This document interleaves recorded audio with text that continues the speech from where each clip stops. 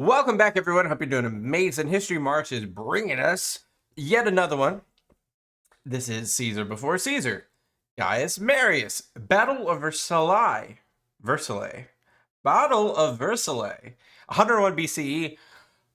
The Cimbrian War. I think this will conclude our Cimbrian War experience, at least for now. Are you here? Yes, you are. Are I here? Yes, I am. I don't know what I'm doing. Let's jump into it. And while the army... It is autumn 102 BC, and while the army of Gaius Marius is maneuvering to its tremendous extermination of the Ambrones and Teutones in a series of battles at Aquae Sextiae, the holding legions of Quintus Lutatius Catullus are standing guard at the Alpine passes into Italy and feeling increasing apprehension and creeping dread. Yeah, so basically the Teutones, for the most part, are done. But now you got the other pressing tribe that's coming in from the other side of the Alps with Catullus, kind of like holding the reins here. Also, Sulla's with him.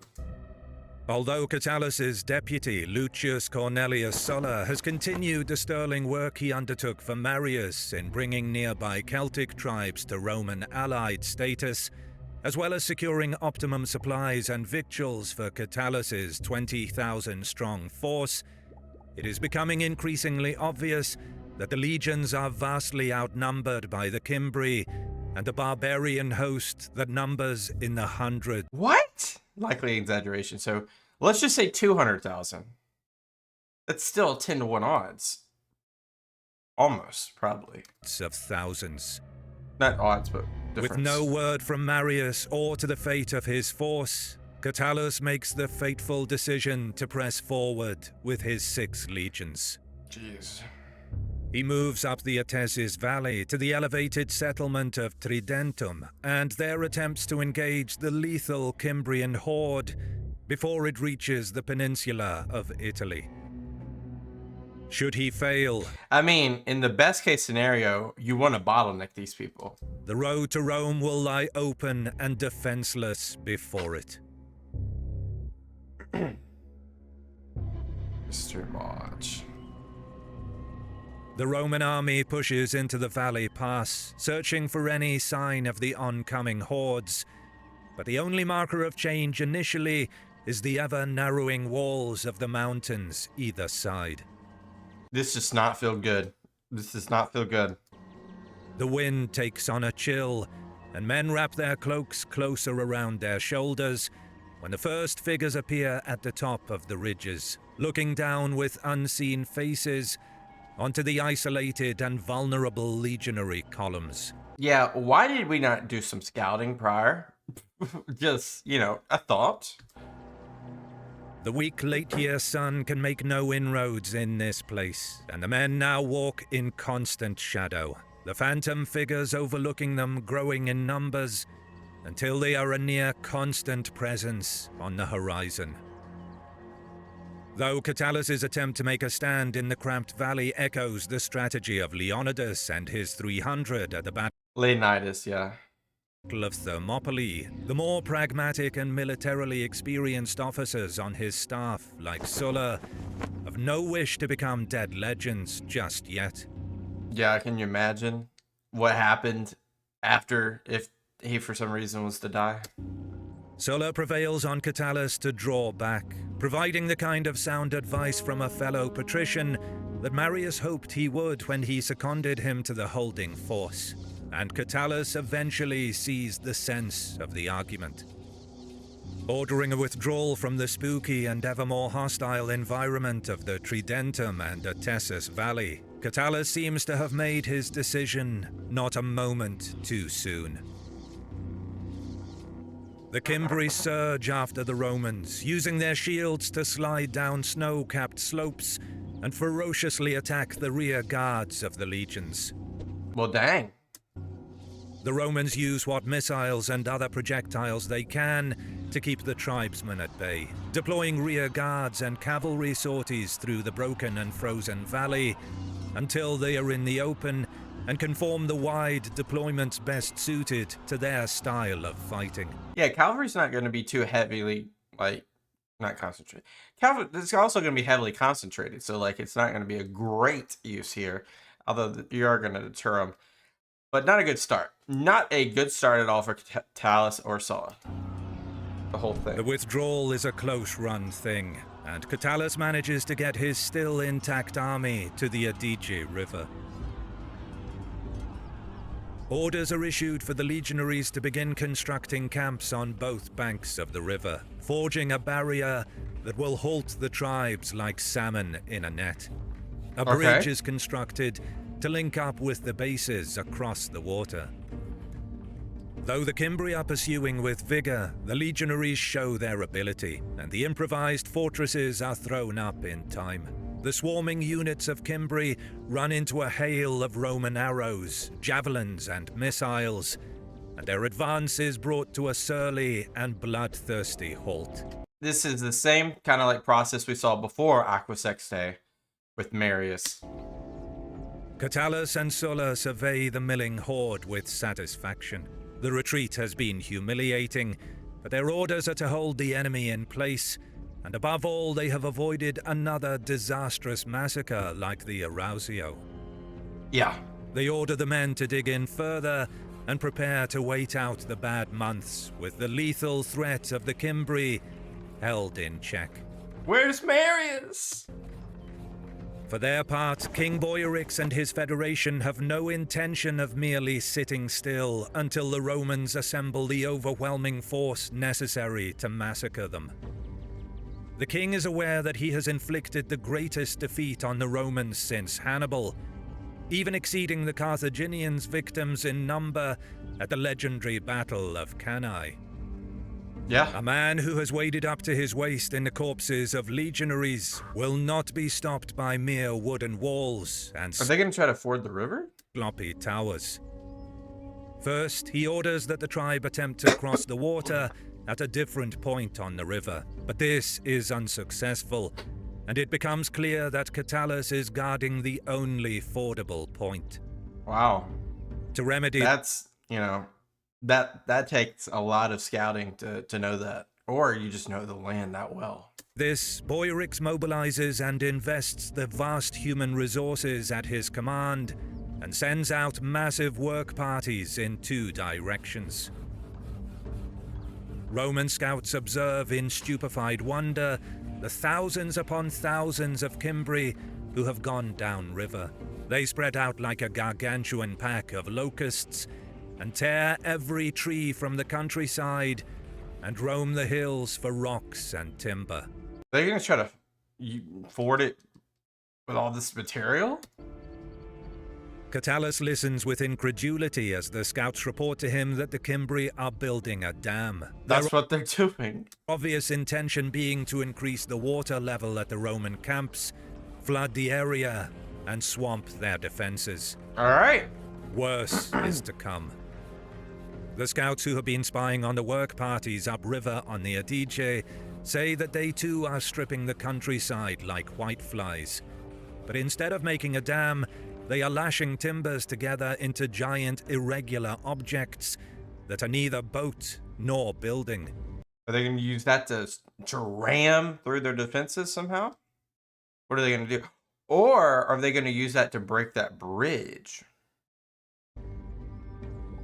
Catullus and his scouts cannot discern the purpose of this effort until the dam has begun to raise the water level and the Cimbri upriver launch the first of the timber bowls down in their direction.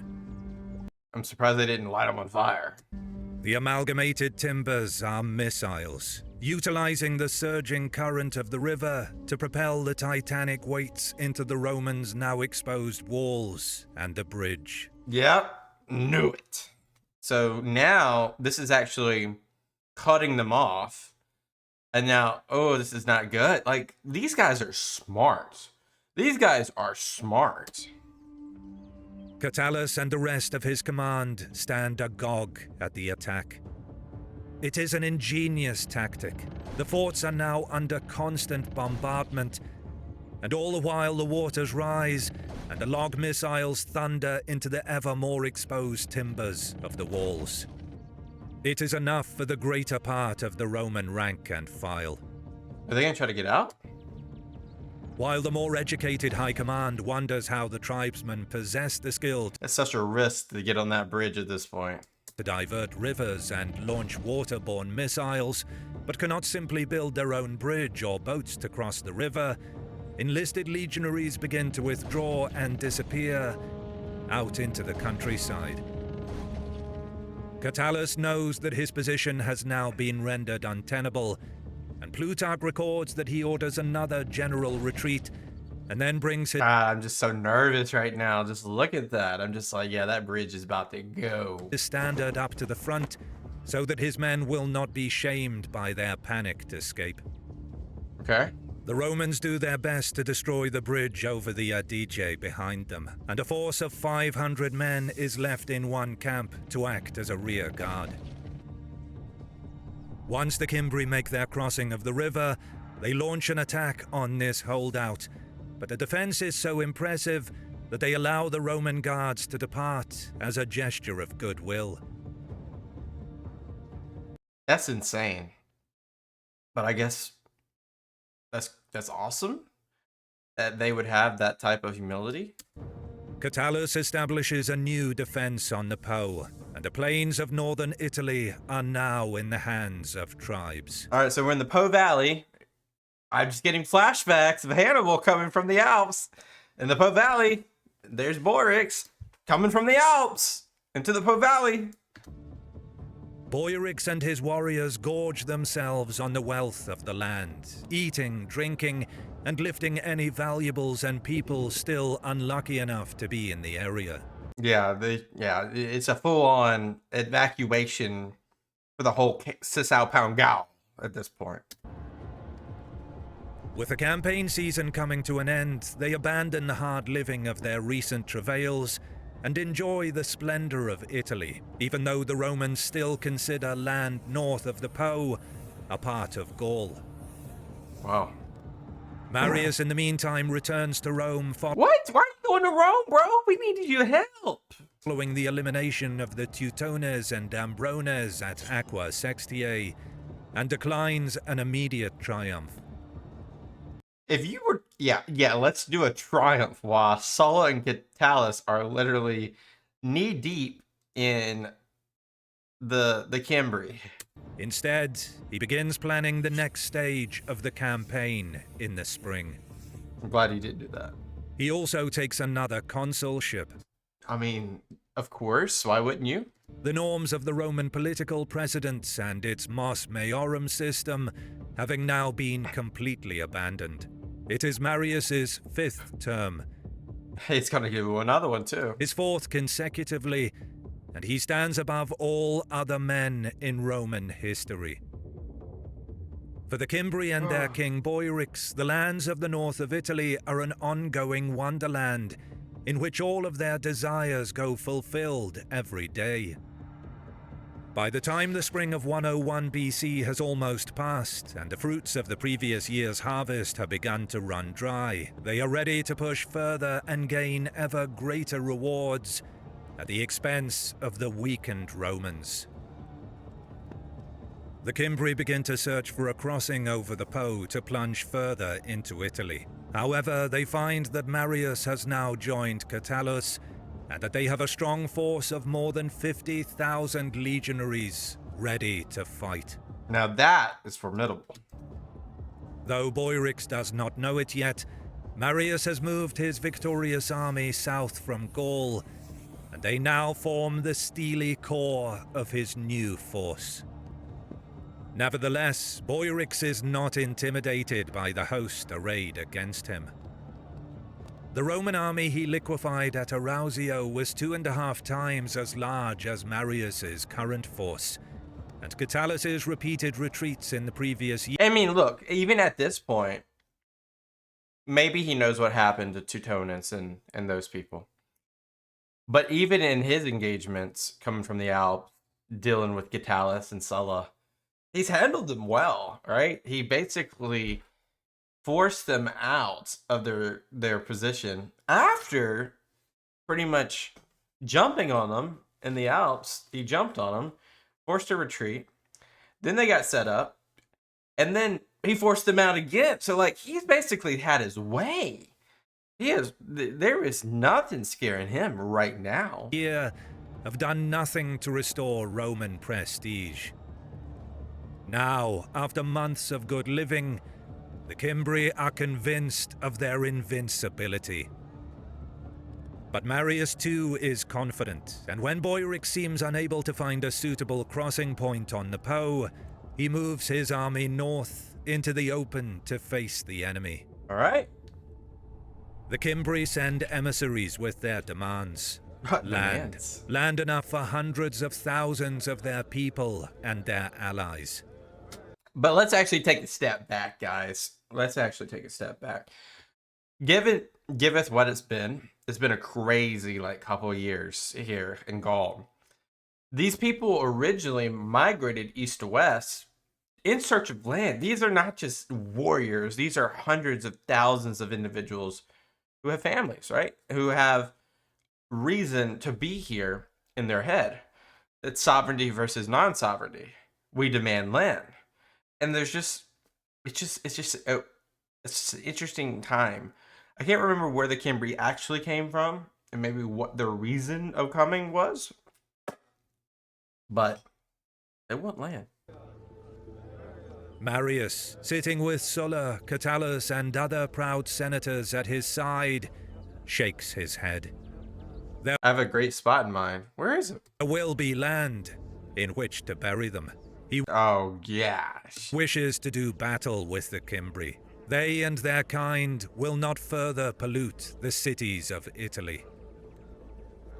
The Cimbri reply that they will happily deal with the army of Marius as they did the army of Caepio, and then they will take what they please in the lands of the Romans. Emissaries, there is like rules of engagement with war, not like official, like you're gonna get punished, but in terms of honor. But I would be so scared to say something.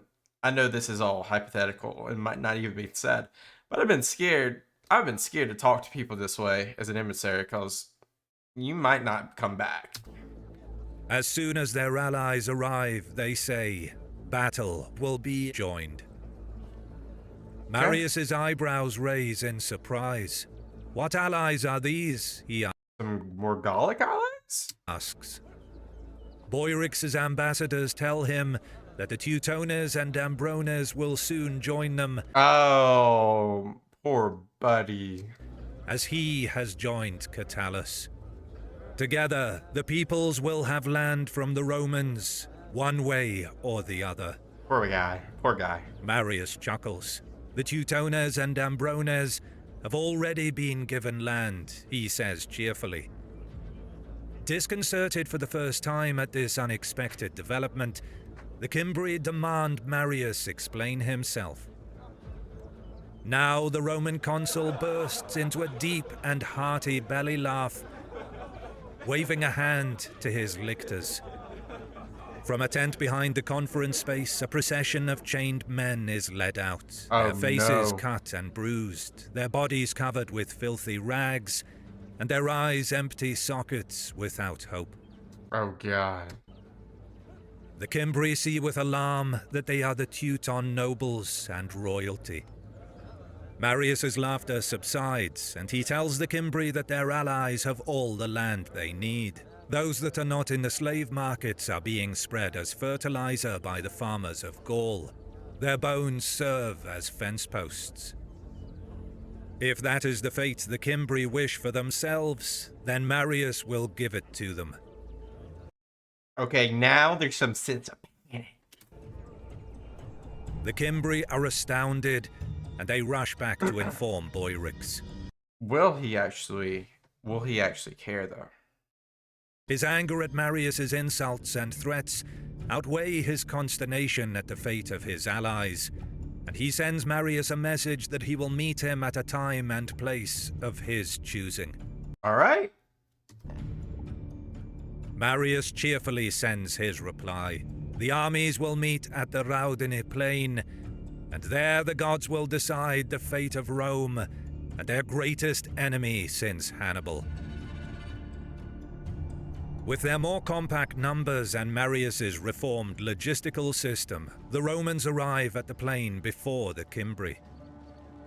Marius splits his veteran army of Gaul onto both flanks, with the left wing under his own direct command and the right wing under Sulla. All right, so like I mean, Sulla on one side, Marius another. That's a hard army to beat. That's a hard army to beat. Each flank numbers about 15,000 men, with a very strong cavalry component in each. Catullus, meanwhile, commands the center. His own army is not untested, but it lacks the edge that Marius has brought to those units that have served long years with him in southern Gaul. And this battle will require precision of a degree unknown in the great majority of fighting forces. Marius takes the auspices in the morning, and they are good. The bloody animal entrails held up for him to inspect, showing that the day will bring another triumph. All right, good omen. When the Cimbri arrive onto the plain, they are a staggering sight. It is said by the Roman scouts that their army is so large that it approaches 200,000 men and covers fully 10 square miles. It is swarming in every point of the terrain, visible to the Romans on the line. Do you guys believe that number? Many of Marius's centurions and other officers begin to quietly question the wisdom of placing the army on so wide a vista, where the legions will indeed have room to deploy into their specialist fighting lines, but where the infinite masses of barbarians can also seemingly envelop them in a suffocating deluge. Yeah, and I'm nervous for them, actually. While the Cimbri form their wagon lager at the rear of their lines and continue the mammoth task of organizing their tens of thousands of fighters, more prescient Romans note that Marius has organized his own lines so that the early morning mist is partially concealing many of his units, and also that the sun and wind will be at the Roman backs once the day proceeds and the battle reaches its zenith. So, is that circumstantial, do you think? Or do you think, because, I mean, given, like, north to south, that he wouldn't really had, I don't know how much of a choice he would have had in that matter. Marius has no intention of allowing the enemy to use the time he has snatched for his own men to form into their preferred formations. The Roman trumpets blow, and the order is given for a general advance. This has a disruptive and disquieting effect on the Cimbri. Because of the mist, they were unaware that the Romans had already deployed in full strength. But now, in the full radiating gleam of the morning sunlight, they see an array of legions, both Roman and Italian, on the advance.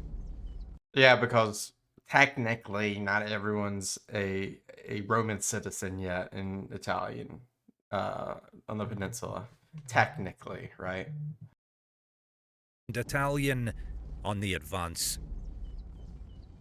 The sun behind the Romans catches the burnished sheen on thousands of their uniform helmets, and it appears to the Cimbri that the whole sky has caught fire. Boiarix is not intimidated, and he orders that the elite cavalry of the tribal army ride forward to meet the enemy. From behind their shields and underneath their visors, the legionaries watch them come on, dust flying into the air on the now scorching plain. The Cimbri horsemen wear animal-shaped helmets and carry white shields, in contrast to the crimson of the Roman cloaks and guards. Their long swords glisten just as the Romans' gear does while they swirl them back and forth, a haze of deadly movement. While the main Cimbri force still pulls itself to order, the noble riders of their clans pick up the pace and take to the gallop. Yeah, like, because you got all this horsemen first. That's ooh. I would almost think like original, like Sulla's impact when he was in Macedonia or Greece. I forgot. I think it was when he was fighting the Pontus king. That type of like defense would have been very much used here. The legionaries brace, while the centurions scream for discipline and immovable strength in the face of the enemy. The riders are just yards out now, their appearance, war cries, and the sheer noise of their heavy animals drumming in the already pounding ears of the legions. They emerge as though they are manifesting from a hidden realm. Such are the reams of dust now filling the air behind them. Just at the moment that the Cimbri see the white of the Romans' eyes, when they can feel such anticipation for the moment of contact that it is a taste in their mouths, the centurions bawl orders for the first volley. All along the Roman line, the pila are launched, and thousands of razor-sharp javelins bury themselves into the fastest and bravest of the Cimbri's elite warriors. The Cimbri are not to be thrown off their quarry, however, and the second and third lines of horsemen pummel forward. These are decimated in turn by the next wave of javelins. That's pretty smart. We've seen this time and time again against these, whether it be the Teutones or Branes, or originally when they were at that fort. This is, the first measure. You got to knock them down this way. Thousands of men stricken with the deadly spears. Then the centurions cry out for the legions to draw their gladii, and they begin the business of mortal hand-to-hand combat. The dust cloud descends over the main line, with the cavalry slashing at the Roman shields and the legionaries attempting to stab and slash at the horses' exposed legs and flanks. The riders regroup and attempt another charge from a shorter distance, but again the shield line stands firm. The Cimbri infantry, tens of thousands strong, is now moving forward. Oh man, this just does not feel good for the Romans. And although the legionaries cannot see over the cavalrymen's heads, they can sense the oncoming Leviathan like a fisherman sensing a tsunami. The greater part of the Cimbri mounted attack falls on Catullus and Sulla's lines, and in a fog of battle and the now swirling dust clouds, they cannot see Marius out on the left wing. He and his force are lost to the other Romans, who believe him to be adrift and aimlessly wandering the battlefield.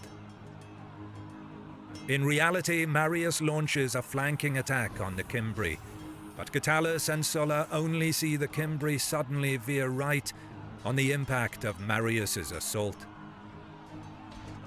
Units in both the Roman center and right flank believe that the Cimbri have broken entirely and begin to push forward, but their rush is premature, and they suffer losses until the Roman commanders can restore order. You gotta stay disciplined, especially in such a manner like this, because this is just the horses. This is just the cavalry line. The Cimbri cavalry, meanwhile, continues to retreat, while Marius's forces press them hard from the flank.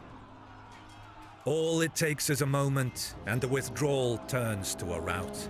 Panic spreads among the Cimbri horsemen, while the Romans keep up their steady advance. Are they just gonna run into each other?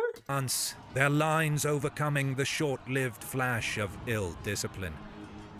The horsemen rush backward, but they run straight into the oncoming lines of tribal infantry, and Oh no. the confusion claps down like a slap of thunder. As the panicked cavalry stalls in the attempt to ride through or around the massive blanket wall of warriors, the formation and line of the Cimbri is fatally undermined by the disruption. Wow. The now solid Roman line of infantry and cavalry on the flanks presses this tottering mass from the front, and the cavalry rush backward all the harder to escape. Without touching blades with the enemy, the main Cimbri army breaks under the deleterious effects of their own cavalry crashing and trampling into their line, as well as the psychological effect of the 50,000 legionaries now marching toward them. And then they're gonna crash into the baggage train. The Cimbri cease to be a fighting force, and Wow. are now a frenzied rabble, flailing around for an escape route. With Marius and Sulla's cavalry hemming them in on the flanks and the legions pressing in front, the only way is back. But there they run into their own wagon lager, upon which stands their women. Are they going to say, fight, fight, fight? The same scenario as Aqua Sextiae plays Oh, out, no. with the women of the Cimbri attacking their own men and trying to force them to go back and fight the enemy. Oh, no. The legions are now on the rear lines, however, and a terrible slaughter begins. Thousands upon thousands are held in place, while the legions relentlessly butcher and rend organ and limb. Seeing at last that there is no way out, the Cimbri women begin a mass suicide, both of themselves and their own children, while meanwhile thousands are taken prisoner. Marius has triumphed once more, and in his wake lies another charnel house field and another broken people. That's insane. The Battle of Vercellae is another titanic exercise in carnage. 100,000 Cimbri killed, with yet tens of thousands more taken prisoner and lashed into slavery. That's quite insane. The legions, meanwhile, lose just a few hundred men. Probably 1,000 at most, according to reports. Okay, that makes more sense. Marius returns to his city a hero, on a par with Scipio Yeah, I mean, give him another consulship at this point. or Cincinnatus. His stock higher with the Italians also after conferring Roman citizenship on 2 of the allied legions in the wake of the fighting. Wow. His friendship with the capable and deadly Sulla remains a pact of steel, and there appears to be no prospect on the horizon for anything but a glorious and gilded future. Yeah, that's foreshadowing for the Optimates versus the Populares. Both for the Republic and its most esteemed consul. That's it, guys. Thank you guys so much for watching. Look, this was insane to see Marius just handle both at Aqua Sextiae and I forget the particular place, but then also handle the Cimbri. It seems like, I don't know if Catalyst and Sulla would have been able to do it by themselves. I really don't. But also, we got to say, they did get lucky that their own cavalry routed them. If that didn't happen, what would have happened? I don't know. It might have been a different story, because there was a formidable amount of infantry piling down on them. But it doesn't matter. That doesn't matter. What is done is done. I appreciate you guys as always. Hope you have a great rest of your day. Peace out and bye-bye.